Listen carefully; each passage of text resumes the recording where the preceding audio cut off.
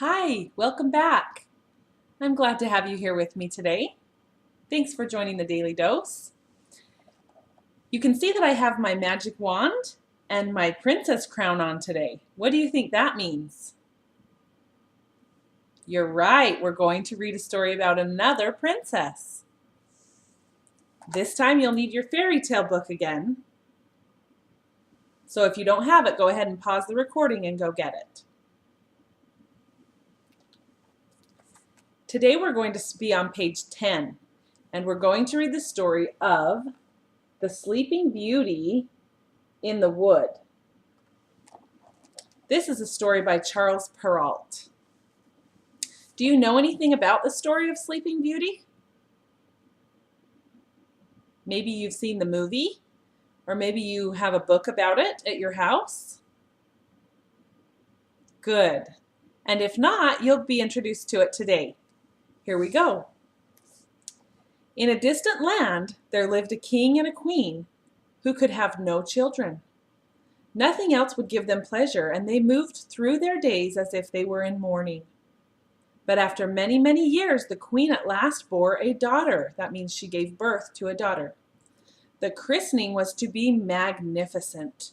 For the child's godmothers, 7 fairies were chosen.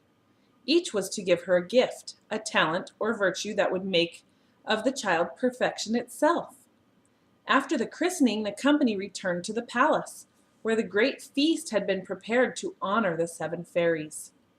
Before each one was a golden plate with a knife and fork and spoon set with diamonds and rubies.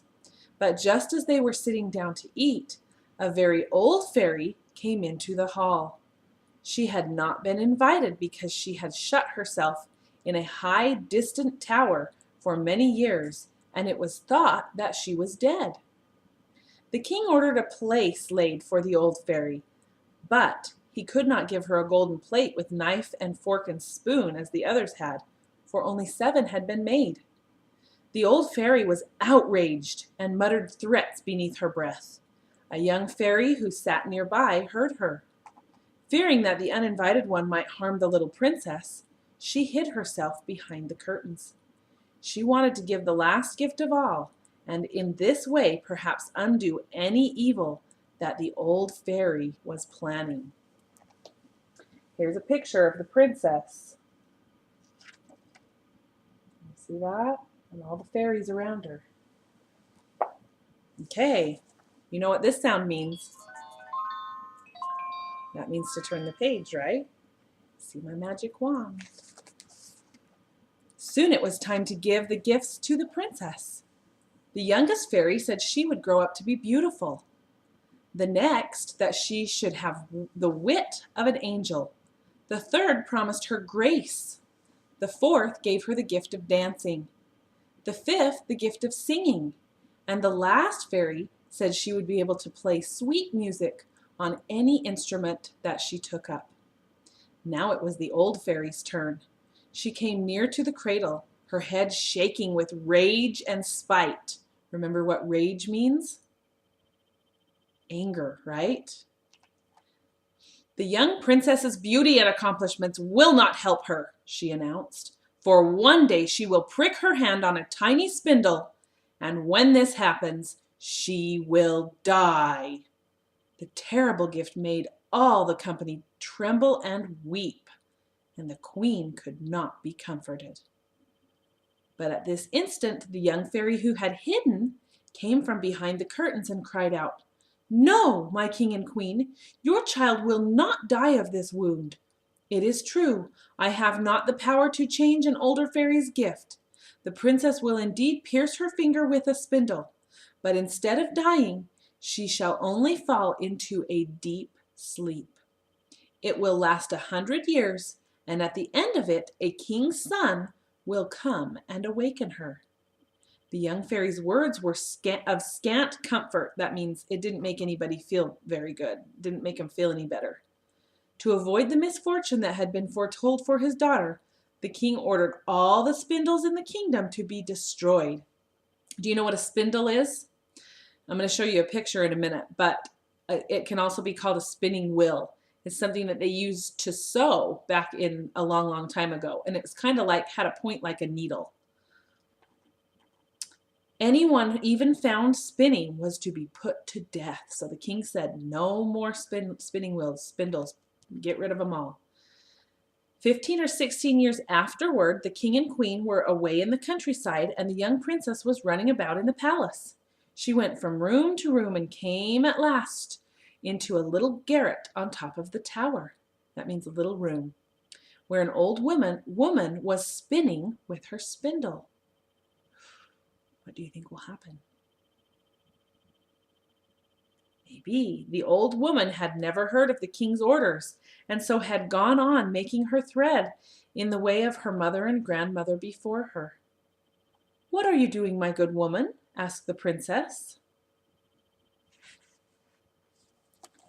Here's a picture of the evil fairy giving her gift. "I am spinning, my pretty child," said the old woman, for she did not know who the princess was. "How clever," said the princess. "How do you do it? Give it to me so I can try." Uh-oh. What do you think's going to happen? Do you remember the gifts that the fairies gave her when she was born? Let's see if they come into play. Either because she was careless or because the old fairy had ordained it, no sooner had the girl taken the spindle than it pierced her hand. That means it poked her, and she fell down in a swoon. The good old woman cried out for help. Servants and courtiers and ladies came running from every room in the palace. They threw water upon the princess's face. They unlaced her and struck her on the palms of her hands and rubbed her temples with cologne. But it was no use. Nothing would awaken her. Then the king, who had returned from the countryside, saw that the old fairy's cruel gift had come to pass, and his daughter must sleep for 100 years. By his order, she was carried into the finest room in the palace and laid upon a bed embroidered with silver and gold. The color in her face was undimmed, and she was as beautiful as ever. It is true that her eyes were shut, but those who listened closely could hear her breathe, so they knew she was not dead. The young fairy who had saved the princess's life was far away in the kingdom of Matakin, but a dwarf in 7-league boots came there to give her the news. At once the fairy left for the palace in a fiery chariot drawn by dragons. Do you know what a chariot is? It was a mode of transportation back then. It was kind of like a wagon that would be pulled by an animal. The king greeted her gently and showed her the room where the princess slept. Though the fairy saw that she was well provided for, she thought how sad the princess would be when she woke up alone in that great palace with the people she knew dead and gone. So, what do you think she did? Let's find out. She touched everyone with her magic ring. She touched the housekeepers, the maids-in-waiting, the courtiers, the cooks, the scullions, and the footmen. Then she went into the stable and touched the horses and the stable boys. She even touched Puff, the princess's little dog, who was curled up on the bed beside her. At once they all fell fast asleep and would not wake until the princess woke. Everything in the palace was motionless. The spits on the fire with their partridge meats and pheasants stopped turning, and the flames died down and slept. Turn the page. Here we go. The king and queen watched the fairy in silence, and when she was done, they kissed their beloved daughter goodbye and left the palace forever. Within a quarter of an hour, a great number of trees interlaced with brambles and thorns grew up around the park and formed a hedge so thick that neither man nor beast could penetrate it, and so tall that only the tallest turrets of the palace could be seen. In this way, the fairy made a magical safe place where the princess could sleep in peace. Do you know what? Let's see, it said within a quarter of an hour. That means in 15 minutes. All of these branches grew. And you know how it said only the top turrets of the castle could be seen? The turrets are kind of the pointy part of the castle. Okay, we are going to stop right there for today. That's where we're going to end.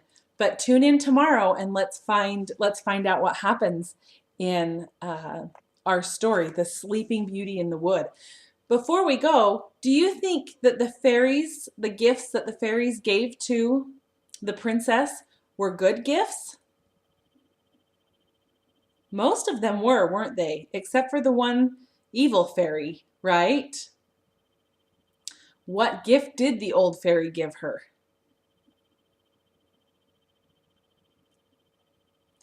The gift that she would die when she pricked her finger on a spinning wheel. And why on a spindle? Why didn't she die? Do you remember why she didn't die when she pricked her finger? That's right, because the last fairy softened the gift from the old fairy and said, no, she won't die. She will sleep for 100 years.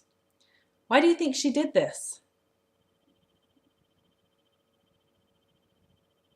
To save her life, didn't she? So that the king and queen wouldn't be sad to lose their daughter when she pricked her finger. Okay, that's it for today. Tune in next time and we'll finish the story of the Sleeping Beauty in the Wood. See you later.